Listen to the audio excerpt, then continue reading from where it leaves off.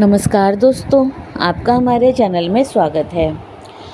शरद पूर्णिमा का चंद्रमा और उसकी उज्ज्वल चंद्रिका सभी को माधुर्य एवं आनंद की अनुभूति कराती है। माना जाता है कि शरद पूर्णिमा की दिव्य रात्रि में चंद्रमा से चंद्रिका के रूप में अमृत की वर्षा होती है। इसको कन्हैया की वंशी का प्रेमनाद एवं जीवात्मा एवं परमात्मा के रास रस का आनंद भी कहा गया है। यह महालक्ष्मी पूजन का भी पर्व है, क्योंकि मान्यता है कि धन संपत्ति की अधिष्ठात्री भगवती महालक्ष्मी शरद पूर्णिमा की रात्रि में पृथ्वी पर भ्रमण करती है।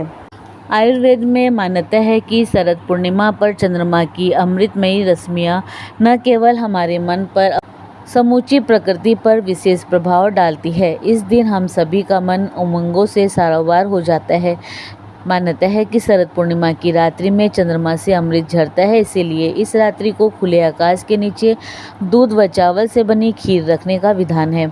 आयुर्वेद की मान्यता है कि इस खीर को खाने से शरीर निरोगी, मन प्रसन्न और आयु में वृद्धि होती है। इस दिन महर्षि वेद व्यास जी द्वारा रचित चंद्रमा के 27 नामों वाले चंद्रमा स्तोत्र का पारायण करने का भी विधान है।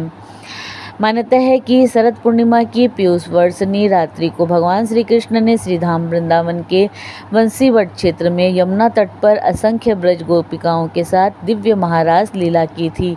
उन्होंने अपनी लोक विमोहिनी बंसी बजाकर गोपिकाओं को एकत्रित किया, फिर योग माया के बल पर पूर्णिमा की रात्रि को 6 माह जितना बड़ा बनाकर दिव्य महारास लीला की। इस लीला में समस्त गोपिकाओं को यह अनुभव हो रहा था कि श्री कृष्ण केवल उन्हीं के साथ है। कहा जाता है कि भगवान शिव भी गोपी का रूप धारण कर इस लीला को देखने आए थे। तभी से भगवान शिव का एक नाम गोपीश्वर महादेव एवं भगवान श्री कृष्ण का एक नाम रासेश्वर श्री कृष्ण पड़ा।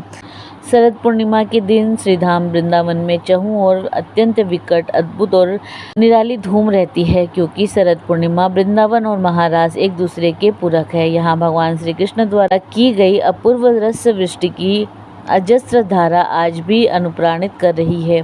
शरद पूर्णिमा पर करिए उपाय, माँ लक्ष्मी की कृपा से चमक जाएगी किस्मत। माना जाता है कि इस दिन चंद्रमा 16 कलाओं से परिपूर्ण होता है। इसी कारण इसे रास पूर्णिमा, कोजागरी पूर्णिमा, कौमुदी व्रत जैसे नामों से जाना जाता है। पौराणिक मान्यता है कि माँ लक्ष्मी का समुद्र से आविर्भाव शरद पूर्णिमा के दिन हुआ था। इसी कारण इस दिन माँ लक्ष्मी धरती पर आती है और अपने भक्तों पर कृपा बरसाती है। इस दिन चंद्र दर्शन करने से व्यक्ति हर बीमारी से छुटकारा पा जाता है। आर्थिक स्थिति को मजबूत करने के लिए शरद पूर्णिमा की रात माँ लक्ष्मी की पूजा करने के बाद माँ को 5 कोड़ियाँ अर्पण करें और उन पर हल्दी का टीका लगा दें। दूसरे दिन लाल या पीले कपड़े में इन कोड़ियों को लपेटकर तिजोरी में रख दें। निरोगी रहने के लिए अगर घर का कोई ना कोई सदस्य बीमार रहता है तो शरद पूर्णिमा की रात को छत पर खीर बनाकर रख दें। दूसरे दिन रोगी को इसका सेवन कराएं। इस खीर के सेवन से दमा का रोगी हमेशा के लिए ठीक हो जाता है। बिजनेस में लगातार बढ़ोतरी के साथ नौकरी में प्रमोशन के लिए शरद पूर्णिमा के दिन हनुमान जी के सामने चौमुखी दीपक जलाएं। तुलसी पूजा, शरद पूर्णिमा के दिन स्नान करने के बाद तुलसी पूजा करें और शाम को दीपक जलाएं। ऐसा करने से सुख समृद्धि की वृद्धि होती है। लगाए सफ़ेद भोग, माँ तुलसी को सफ़ेद रंग की कोई मिठाई का भोग लगाएं। ऐसा करने से माँ लक्ष्मी के साथ भगवान विष्णु की कृपा प्राप्त होती है।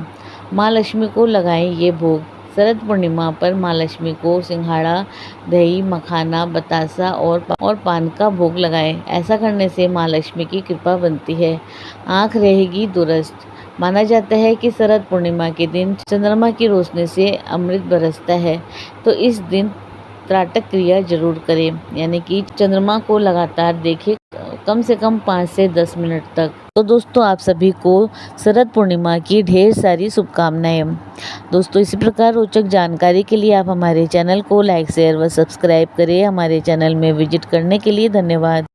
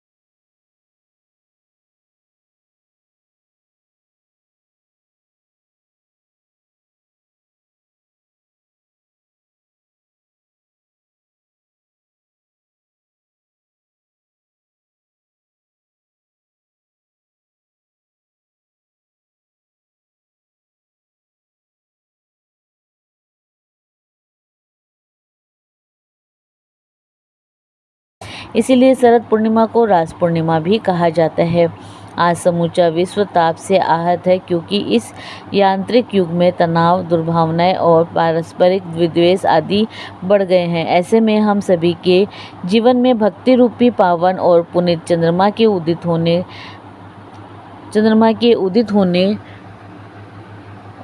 उदित होने की परम आवश्यकता है, ताकि हम सभी के जीवन में भी सदैव अमृत बरसता रहे, अमृत झरता रहे।